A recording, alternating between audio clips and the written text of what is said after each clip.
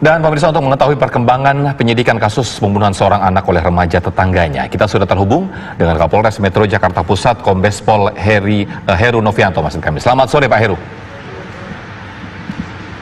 Ya, selamat sore Sofian. Ya, di studio juga ada Tisa, Kombes Pol Heru. Hasil penyidikan terbaru oleh pihak kepolisian seperti apa nih Pak Heru? Kami tadi malam melakukan langkah-langkah, yaitu yang pertama kita melaksanakan visum, kemudian baik korban maupun tersangkanya. Dari hasil visum ini kita akan menyimpulkan.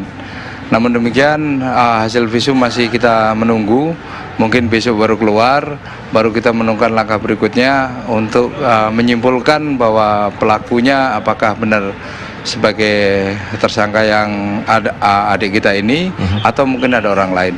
Ini masih dalam proses dalam pemeriksaan kami. Dan yang sekarang ini, pagi ini kami memeriksa ayahnya, orang tuanya, kemudian ibu tirinya dan ibu kandungnya. Ini sedang kita berproses untuk kita periksa, kita ambil keterangan-keterangannya yang mungkin bisa membantu kita dalam pengungkapan kasus ini.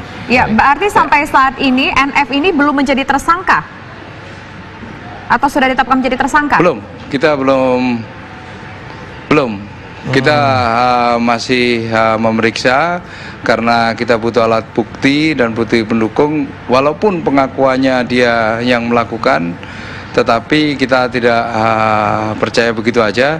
Kami takut masih ada hal yang lain atau mungkin ada orang lain yang melakukan, sehingga kami butuh pendalaman dan pemeriksaan baik saksi maupun alat-alat bukti yang kami kumpulkan. Ya, ini kan pada saat ini kan terungkapnya bagaimana? Karena begitu cepat sekali dilakukan tindakan penganiayaan hingga mengakibatkan berujung kematian ini pada tanggal 5. Kemudian tanggal 6-nya sudah terungkap. Apakah NF ini datang ke kantor polisi sendiri atau mungkin ada yang mendampingi ketika ia melaporkan tindakannya itu? Ya, Tisa, kita juga cukup kaget.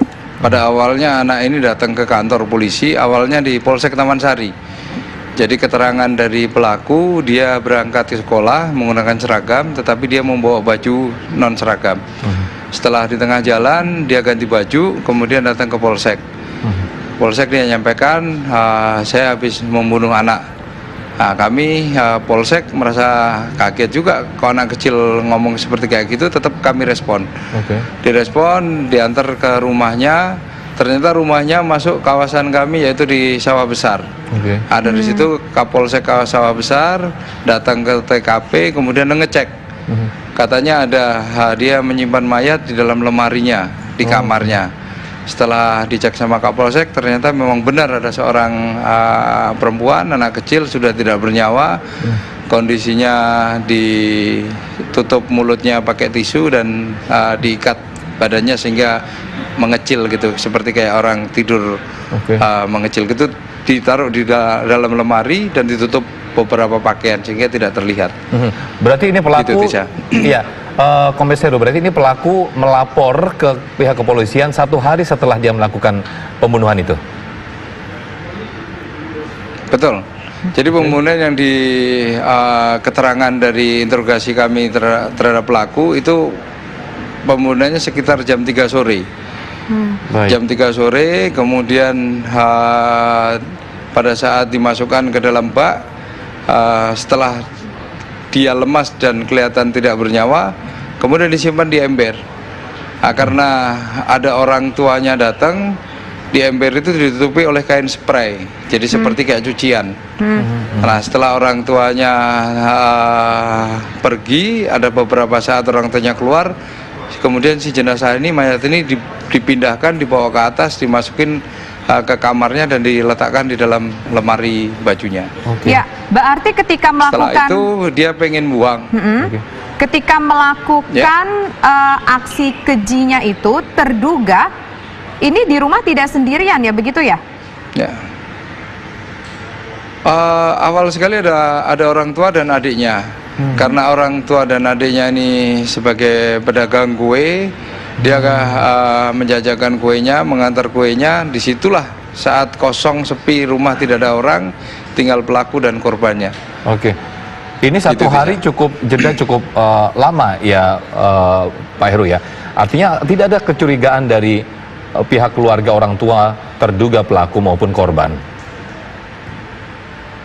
Ya, kalau orang tuanya sudah nyari, si anak ini, korban ini memang biasa main di rumah pelaku karena rumahnya hanya sebelahan saja. Dan kebetulan orang tua dari korban ini ikut kerja sama orang tua pelaku untuk menjajakan kue atau makanan yang dimasak sama dia. Jadi memang hari-hari mereka memang sudah kenal dan memang terbiasa main di rumahnya pelaku ini. Nah, kita ingin konfirmasi, Ya, apakah terduga ini melakukan pembunuhan memang betul terinspirasi oleh film horor? Kami sudah interogasi dari awal sampai yang hari ini tadi kita tanyakan, kamu bagaimana kamu tahu bisa orang meninggal dalam bak? Dia terinspirasi dari salah satu film yang dia bilang setahun lalu dia melihat. Dan memang hobinya si pelaku ini melihat film-film horor, seperti kayak Chucky, kemudian Silent Man itu bahkan gambar-gambarnya dia di situ menunjukkan ada gambar-gambar tokoh itu.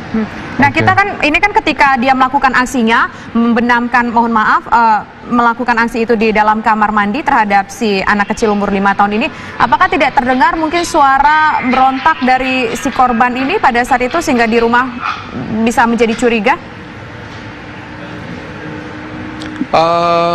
Kalau sekitaran rumah cukup padat sekali.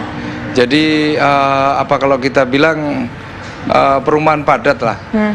Pada saat dimasukkan ke dalam bak itu, kalau prediksi saya mungkin tetangga juga tidak dengar karena rumahnya sangat kecil dan mungkin teriakannya kalau di dalam air mungkin tidak terlalu kencang. Sehingga selalu dimasukkan dalam air, bahkan mulutnya pun dimasukin jarinya pelaku. Baik. Supaya Baik, air kita bisa masuk ke dalam mulutnya. Baik, kita tidak menceritakan lebih Iya, lanjut. Pak Heru, berdasarkan pemeriksaan pihak kepolisian selama memeriksa terduga pelaku ini, terlihat atau tergambar nggak gelagat yang mencurigakan ada gangguan kejiwaan begitu? Secara fisik, secara lahir yang saya temukan atau saya ngobrol, tidak ada hal-hal yang aneh, tidak ada hal ketakutan atau tidak ada hal yang mencemaskan.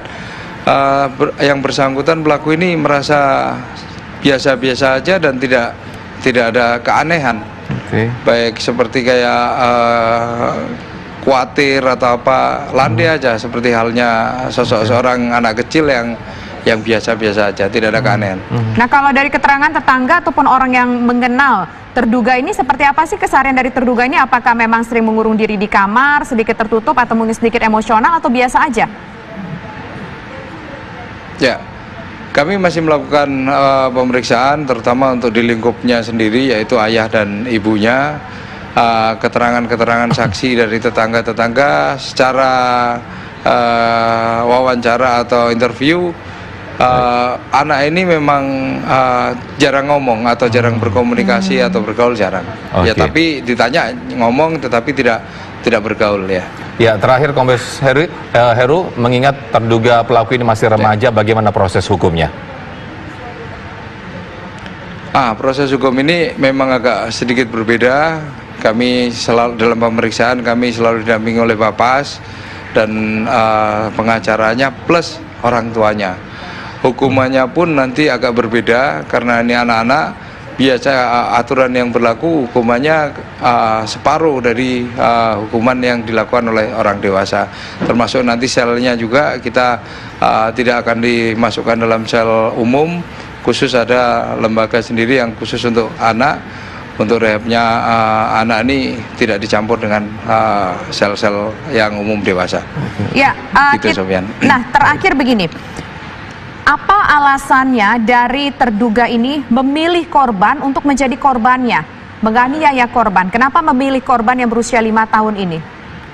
Apa ada alasan khusus?